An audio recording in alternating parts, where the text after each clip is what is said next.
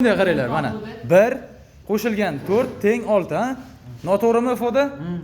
Bitta qalam joyini shunday o'zgartiring, ifodani to'g'ri yozing. To'g'ri bo'lib qolsin. Bunday noto'g'ri qilsang-ku, Ko'rdikku. Yo'q, bo'lmaydi. Yo'q.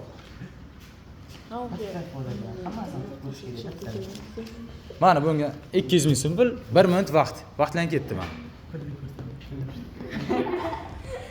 Akram top, Akram. Ikkita qilayga shuni. Yo'q, bitta.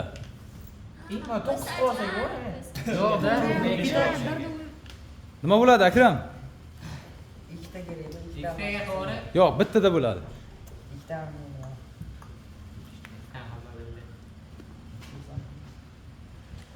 Qizlar topdikmi? Ana siz Ustoz, Eshitaman. ana bitta qalamcha olib kelib, 3 qilsak bo'lmaymi javobni? Mana men shunday qilaman. Mana 3 qilsang 1 ga 4 ga qo'ysang 3 bo'lmaydi-ku. 5 bo'ladi. 6 bo'laveradi.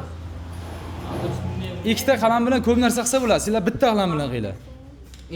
0 bo'lib, biriga 0 bo'lib qo'ysang nechi bo'ladi? 8 bo'ladi. 6 bo'ladi.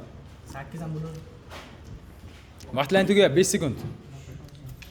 Son bo'lmay qolyapti. Mana qo'ysak, bo'lmay qoladi. Bo'lmadimi? Vaqt tugadi, pullik vaqti o'tdi. Javobingizni ayting endi. Vazifalarni olgansizlar. Xo'p, buni uyda o'ylab qo'yinglar.